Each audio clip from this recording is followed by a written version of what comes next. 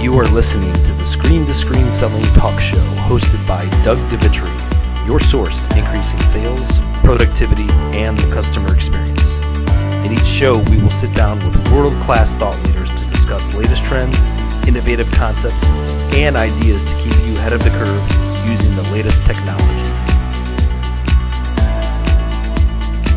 Well, welcome everybody to this week's show of Screen to Screen Selling. Very special guest, in fact, a client of mine, Guyla with the Wyoming Association of Realtors. Welcome to the show today.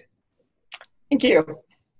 You know, you first came to me, or I think I came to you and asked you, what are you working on? And then you kind of came to me and said, well, these are some of our outcomes we'd like to achieve.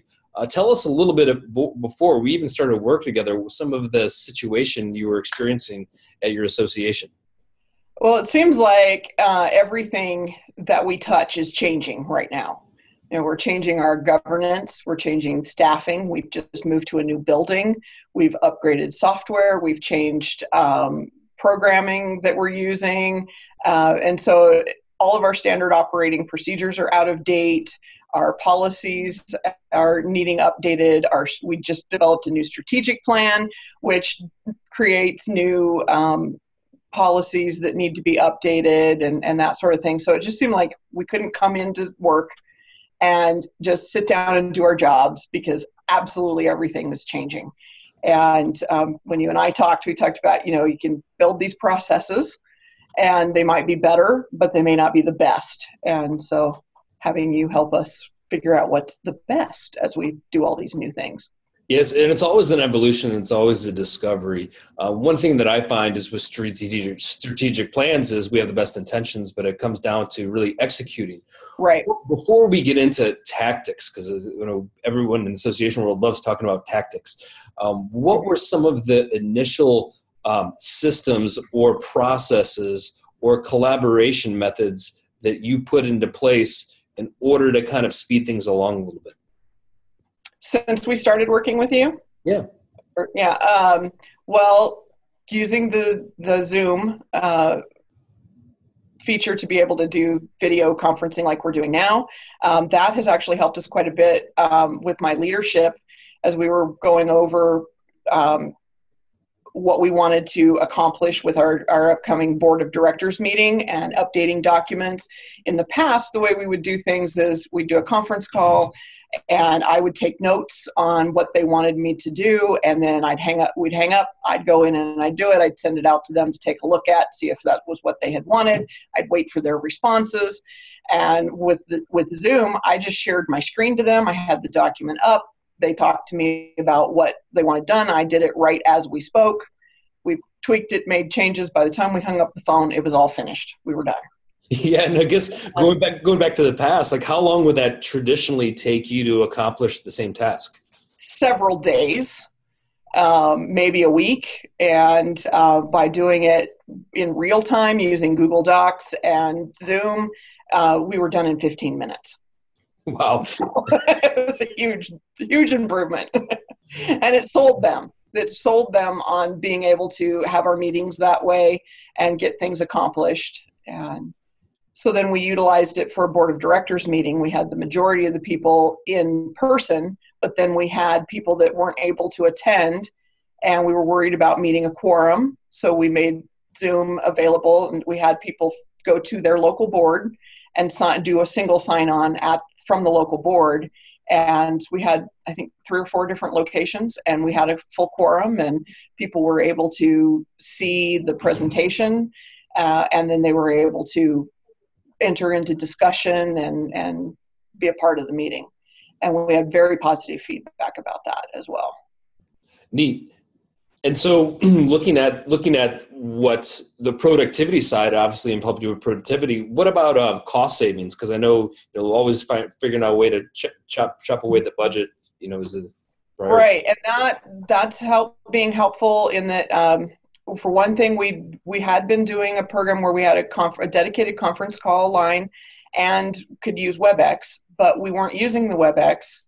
We were using the conference call line, but we were paying $45 a month just to have it, even if we never used it. And then when we did do a conference call, we were paying, I think, 2-3 cents per line per person per minute. for the calls. And with Zoom, we did the a professional version of it. The free version would be fine if the meetings were only going to be 45 minutes, but we couldn't guarantee that we'd be done in 45 minutes. So we went ahead and did the professional option, $99 for the year, and we're done. And we can have as many of these meetings as we want for as long as we want. And so that's a cost saving there. And then also by being able to do these meetings technologically instead of having people drive in, that we've been paying mileage. They have meals when they come to a meeting. If they have to come the night before in order to be at a meeting, if they have to drive 5 to 7 hours to be at a 1 hour meeting, then there's a lot of time away from the office for them, the expense of mileage, hotel, meals. So it's going to be quite a cost saving. Yeah, and I would imagine as you're trying to get others to adapt to technology, or maybe if it's even internally with yourself or with your team, what were some resistance that you faced? Things that maybe prevented you or you had to overcome with other people's perceptions on how to, get with this new way of communicating? I think for one, they thought that it was going to be just like a conference call where you can't really tell who's going to talk, what's going to be said. You're talking over each other. You can't hear very well. But what we've been finding with having the video, and with Zoom, it highlights the box of who's about to talk or who's trying to talk. And you can see facial expressions and you're not having everybody talk over each other. So it's still nice and clear. We still have some people that are trying to just call in, and that still works, but not as well as utilizing the video portion. And I think they were worried about, like with the board of directors meeting, they were worried about how would we know if someone's voting or not. And we managed that by having them log in from one location. Then we had their AE was there and could help be a monitor in that. If a question had come up, they could say, yes, they were here for the meeting. We had 5 people vote yes or 2 no, or, kind of help moderate.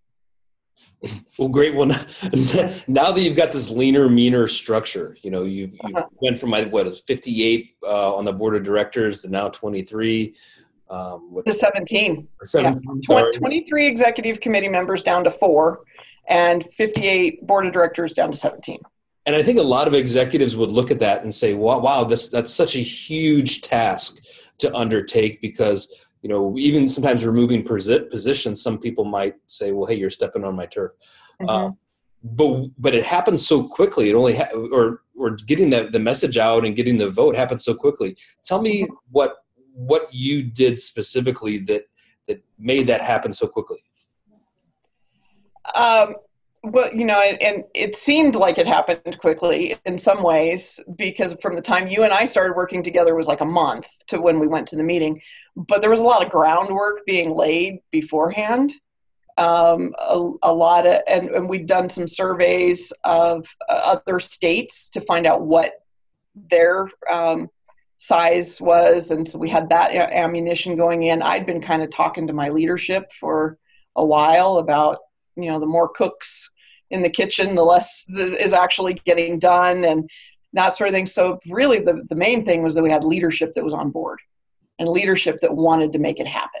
Yeah. And then we got connected with you to help us with the tools that we needed to work better collaboratively.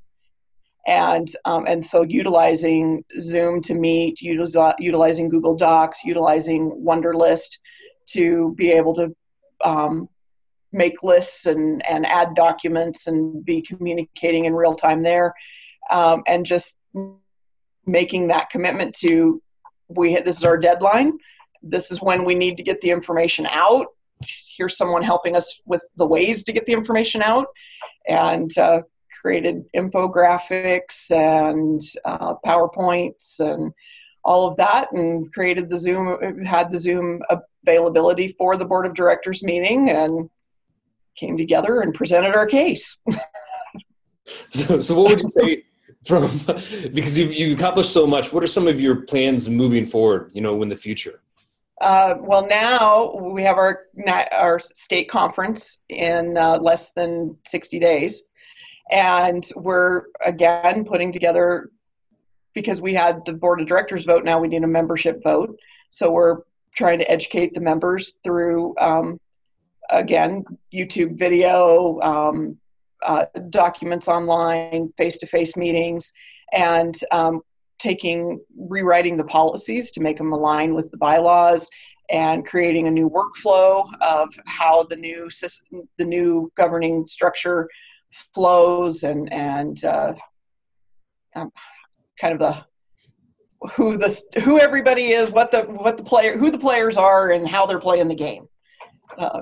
Develop those tools, and then we're looking at, with all of the cost savings, looking at the possibility of purchasing iPads for the 17 people on the board of directors, and having Zoom and Wunderlist and Google Docs and all of those tools, Doodle, for everything available to them, and then doing a leadership training where we show them how to use those tools and explain to them how we want to be able to have remote meetings and work collaboratively throughout the year to hopefully reduce the amount of time that they have to volunteer, but also be more productive and get more done in their year. No, that's terrific. I'd ask probably for the other association executives out there that are overwhelmed, or they just don't know how to be able to tackle something as big as you did so quickly. What would be one piece of advice that you could give to them to make it less complicated than it might originally be? I'm not sure. I know one of my personal downfalls is that I overthink things too much. And I think that's actually where you came in and were a help to me personally, because you're like, oh yeah, we can do that, and we can do that in 10 minutes. And so we broke things down, and I was trying to make it harder, I think, than it needed to be. And just taking it in a smaller bite size and say, as long as we help them understand why, and we are transparent and give them the information. We had our case built. That's really where it was, is that we had done our research, we built our case, and then we just presented it. And when they can see that you've done the homework, that was a big thing, and that was a lot of the feedback that we got from people, is they said that they could see that we had done a lot of work to prepare, and that we had looked at all of the options, and obviously cared about the future of the association. And so then they were willing to take the chance. Well, no, you've been such a great role model for other association executives to be able to follow, big and small. So what will be exciting is to see how others start to adapt in that process. And just, you've been really open to asking questions and being vulnerable. And I think that's really, that's what's helped you overcome some of that resistance. So, be very proud of yourself for that. Thank you. We have accomplished a lot in a short time. I'm kind of actually surprised at how much is getting done, and how we're embracing these new things and jumping ahead. And now we're preparing for our state conference, and we're using Wunderlist for all of that, so that to help with my staff, because we're a very small staff, just 3 of us putting on the state conference, and with me traveling a lot, which is what all of the executives, we face that all together, and having all the to-do lists and assigning tasks. And then even if I'm not in the office, I know what's getting done and what's coming up for deadlines and that sort of thing. So that's been a big tool as well for project management. That's helped. Well, terrific. Well, I appreciate your feedback you've given today. You've given even me some more ideas to go back and think about implementing. So really appreciate you being open to it. You are listening to the Screen to Screen Selling Talk Show, hosted by Doug DeVitri, your source to increasing sales, productivity, and the customer experience. In each show, we will sit down with world-class thought leaders to discuss latest trends, innovative concepts, and ideas to keep you ahead of the curve using the latest technology.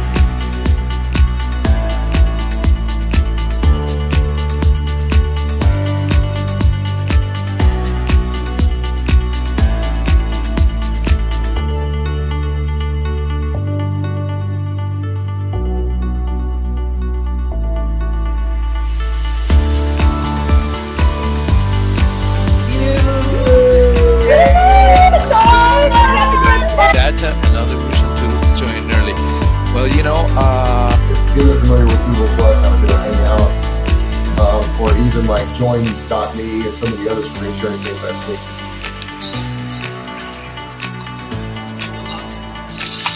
Oh, congratulations!